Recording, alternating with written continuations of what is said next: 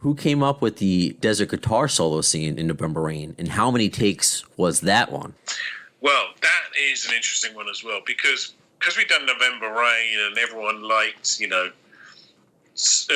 done Don't Cry and everyone had liked Slash driving the car off the cliff and then kind of, so you think he's gone with the car and the girl, and camera comes up through the broken barrier and finds him doing the solo.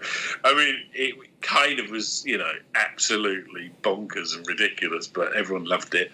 So it became this kind of like, how can we outdo that? The guitar solo, on the next video. So, because it had already become this thing where Slash had his moment and stuff like that. And so I had this idea. It was kind of, this was never in the original storyboard, but they're in the church, and I think originally when Slash starts to walk out, if I remember, that big church, after he's given Axl the ring, I think first time that happened was Slash was like, I got to get out, because we've been in this church for hours, and I need a cigarette or something. And literally, when I was about to call cut, he just turned and walked out.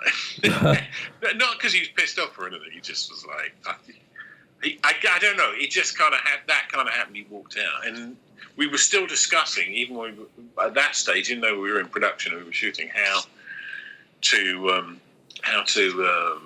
then bring in the solo. And so that night, it gave me an idea, and I went to Slash and I said, look, I've got this take of you, turning and walking out. Why don't we then use that to transition into you walking out of a completely different church in the middle of nowhere? And he went, oh, that's it sounds like a good idea. Well, it was one of those things that, you talk up an idea and it nearly doesn't happen, because I then spent the next week or so traveling around southern states, looking for a white church in the middle of nowhere, from New Mexico to, everywhere. Arizona or all this kind of places. So something that wasn't too far from LA.